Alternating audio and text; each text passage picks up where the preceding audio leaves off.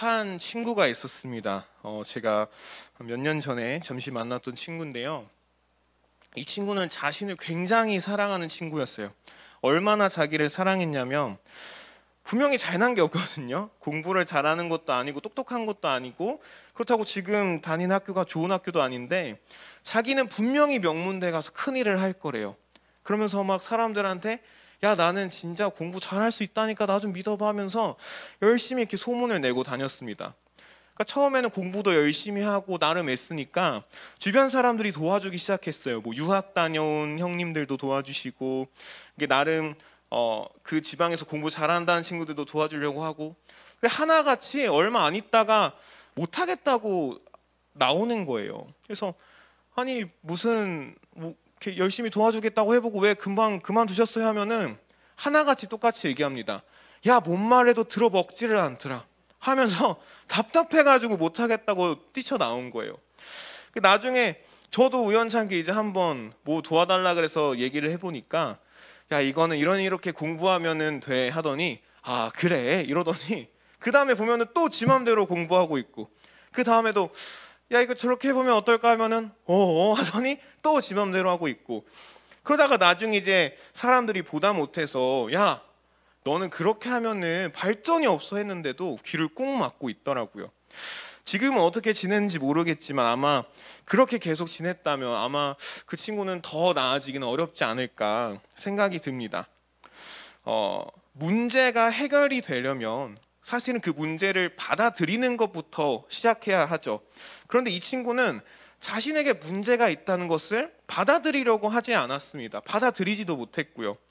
나는 똑똑해. 지금 내가 하는 거 하면 잘할 수 있어. 명문대 갈 수 있어. 라고 주장했지만 정작 그 친구의 모습을 객관적으로 봤을 때는 전혀 그럴 수 없었고 올바른 방향으로 나아가지도 못했습니다. 우리가 이렇게 우리 자신에게 있는 문제를 받아들이지 못한다면 우리는 더 이상 무언가 조금이라도 나아질 수가 없을 것입니다. 문제가 없는데 여러분 무엇을 고칠 수 있겠습니까? 발전시킬 게 없는데 무엇을 더 우리가 나아지게 할 수 있겠습니까? 오히려 우리가 스스로 난 지금 너무 좋아, 난 잘하고 있어 만족하는 그 사이에 문제를 외면하고 있는 사이에 우리가 가지고 있던 문제들은 계속해서 골마져서 나중에는 우리 인생을 더욱더 큰 문제 속으로 빠뜨리게 될지도 모르겠습니다. 그런 우리에게 오늘 성경은 이렇게 말씀하고 있습니다. 오늘의 현실을, 우리에게 주어진 현실을 받아들여라. 오늘 말씀을 보면 두 가지 장소가 나옵니다. 우리가 초상집에 갔을 때 또는 책망을 받는 자리에서 우리가 현실을 보게 된다. 그렇게 말씀하고 있어요. 우리가 장례식장에 가면 무엇을 보게 되죠? 죽음의 그 현장을 보게 됩니다. 아주 가까이서 보게 되죠. 그 자리에는 정말 이름 모를 누구도 기억하지 못할 사람들도 있지만 또 한편으로는 굉장히 화려한 삶을 살았던 이름만 대면 모두가 아는 그런 사람들도 있습니다. 천년만년 살 것 같던 사람도 정말 너무나 건강했던 사람도 모두가 똑같이 그 자리에 있죠. 우리는 그 자리에 섰을 때 한 가지 진리를 발견하게 됩니다. 아, 사람이라는 존재는 이렇게 한순간에 너무도 허무하게 생명이 끊어질 수도 있구나. 사람의 죽음은 필연적이구나. 우린 그것을 깨닫게 됩니다. 그리고 그 현장이 바로 이 죽음을 기념하는 그 장례식장이라는 것이죠. 이것이 우리가 놓인 첫 번째 현실입니다. 우리 모두는 결국 죽을 수밖에 없다는 것이죠. 오늘 말씀에서는 두 번째 현장을 또 소개해 줍니다. 우리에게 처한 우리를 깨닫게 하는 그 두 번째 현실은 책망을 받는 자리, 혼나는 자리입니다. 책망이란 무엇일까요? 무언가를 우리가 잘못했을 때 꾸지람을 듣는 것을 말합니다. 쉽게 말해서 혼나는 것이죠. 우리가 혼이 날 때 우리의 잘못들이 하나하나 지적됩니다. 너 이거 잘못했고 이거 잘못했고 이거 잘못했어. 그 현장에 있을 때 우리는 어떤 마음이 들죠? 발가벗겨진 것 같은 부끄러움이 듭니다. 아, 내가 이렇게 부족하구나. 내가 이렇게 연약하구나. 내가 이렇게 실수를 많이 했구나. 우리의 연약함이 그렇게 적나라하게 드러나면서 우리는 깨닫게 되죠. 우리가 얼마나 모르는 게 많은지, 얼마나 부족한 게 많은지 깨달으면서 우리는 우리가 그만큼 연약한 존재라는 것을, 한계가 분명한 존재라는 것을 깨닫게 됩니다. 그래서 이 장례식과 혼나는 이 현장은 우리가 가진 한계를 분명히 보여줍니다. 우리 사람이라는 존재는 부족하고 연약하고 죽음으로 향해 가고 있는 존재다라는 것을 말이죠. 그런데 여러분, 이 이야기를 들을 때 우리 마음은 너무나 자연스럽게 불편해집니다. 죽음에 대해서 이야기하고 연약함에 대해서 얘기하면 우리의 본능은 이 이야기들을 외면하고 피하고 싶어 하죠. 불편하기 때문입니다. 우리는 죽습니다. 우리는 부족합니다. 이런 말을 기쁘게 달갑게 들을 사람이 어디 있겠습니까? 성경은 그래서 우리가 이런 장례식장에 가기보다는 결혼식장이나 돌잔치 같은 그런 잔치집에 가기를 좋아한다고 말하고, 또 혼나고 잔소리를 듣기보다는 대책 없는 너무나 허울뿐인 좋은 말들을 듣기를 더 좋아한다고 말합니다. 그게 마음이 편하기 때문이죠. 그러나 여러분, 우리가 그렇게 외면한다고 해서 우리는 죽지 않게 되나요? 그 문제를 외면한다고 해서 우리는 완벽한 존재가 될 수 있나요? 그렇지 않습니다. 우리의 문제는 계속해서 그 자리에 남아있죠. 현실은 변하지 않습니다. 오히려 우리가 그렇게 외면할수록 우리 인생은 망가져갈 뿐이죠. 우리에게 주어진 현실은 너무나도 분명합니다. 우리의 인생은 지금도 계속해서 죽음으로 향해 가고 있습니다. 우리의 인생, 오늘을 살아가는 역시 문제투성이입니다. 우리가 오늘 이야기를 시작할 때 문제를 해결하려면 그 문제를 받아들이는 것부터 출발해야 된다고 했었죠. 그렇다면 우리는 우리에게 주어진 이 현실을 똑바로 보고 받아들여야만 합니다. 우리에게 주어진 시간이 영원하지 않음을, 우리는 끊임없이 우리 연약함을 두고 고민해야만 한다는 것을 우리는 받아들여야 한다는 것이죠. 그렇다면 이제 우리가 처한 이 현실을 받아들여 보려고 합니다. 먼저 우리는 죽는다고 했습니다. 그렇다면 우리는 그 죽음을 어떻게 극복할 수 있을까요? 너무나 쉽죠. 죽지 않으면 됩니다. 영원한 생명을 가진 죽지 않는 존재가 되거나 혹시 죽게 되더라도 다시 살아날 수 있으면 됩니다. 둘 중 하나만 할 수 있으면 우리에게는 사실 죽음이라는 게 문제가 전혀 되지 않죠. 두 번째 문제는 우리가 연약하다는 거였습니다. 다시 말하면 우리가 부족하지 않을 수가 없다는 것이죠. 그렇다면 우리는 이 연약함을 어떻게 극복할 수 있을까요?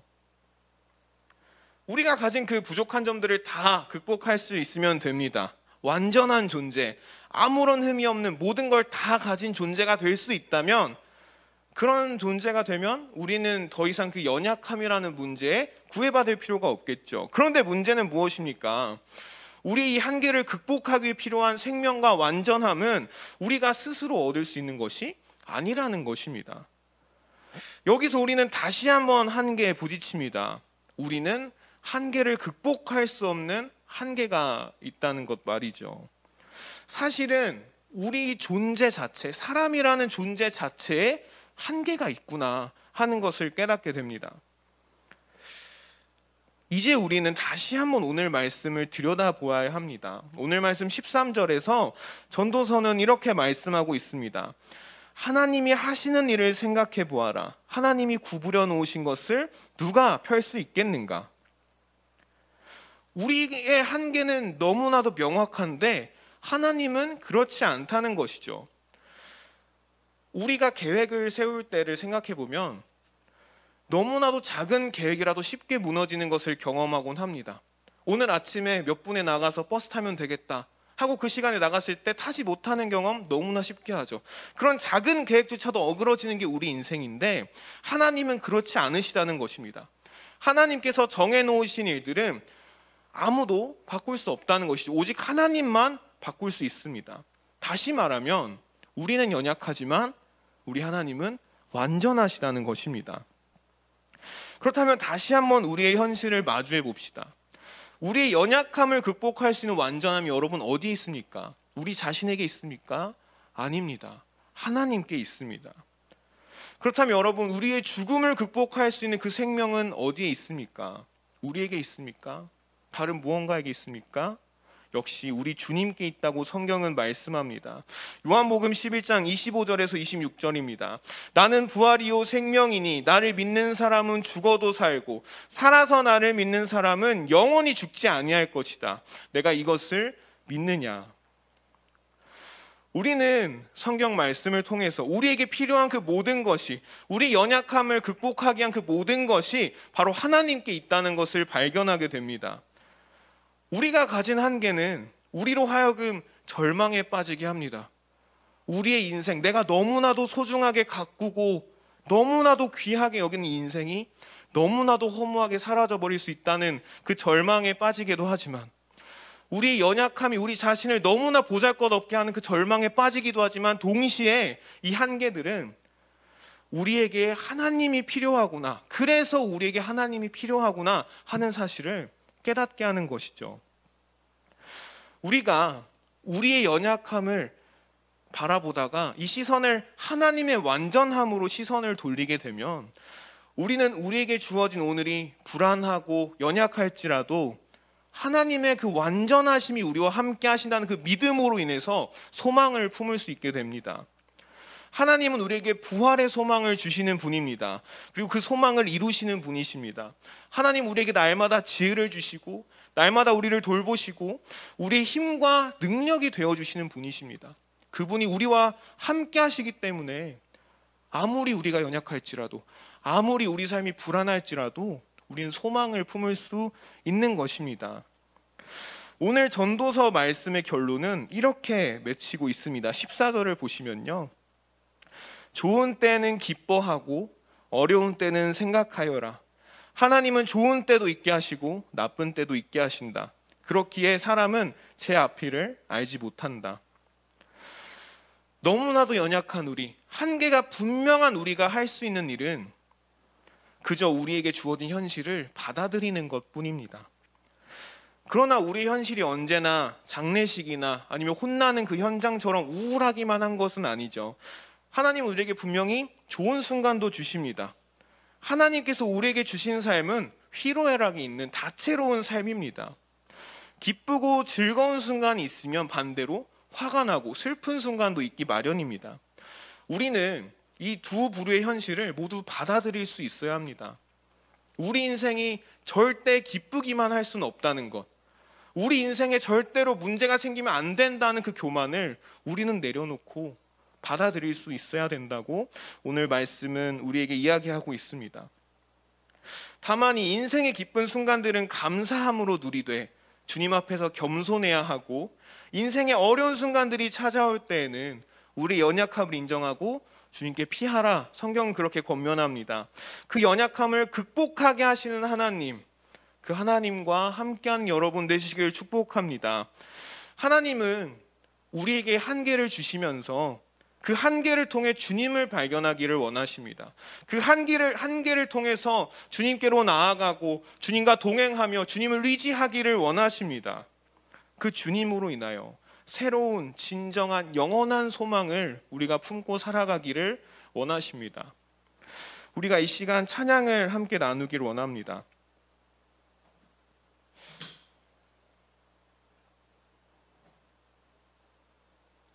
우리 인생은 분명히 불안합니다. 우리라는 존재는 너무나도 연약하고 불안합니다. 그것이 현실입니다. 그러나 우리가 이 연약함을 인정하고 주님께 나아갈 때 우리 주님 말씀하십니다. 평안하여라, 평안하여라, 평안하여라. 우리가 이 시간 우리의 그 연약함을 인정하면서 우리에게 주님이 필요하다는 그 사실을 인정하면서 함께 나아가길 소망합니다. 함께 이 찬양을 나누실 때 그렇게 우리가 기도하는 마음으로 이 찬양 나누길 소망합니다. 우리에겐 주님이 필요합니다. 주님이 필요합니다.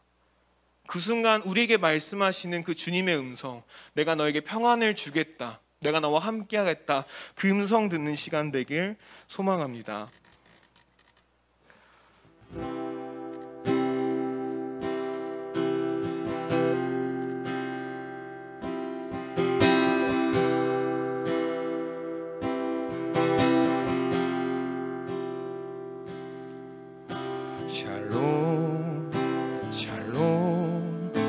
샬롬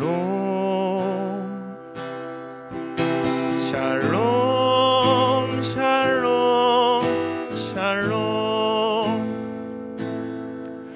내니 두려워 말아라 나의 사랑 나의 딸아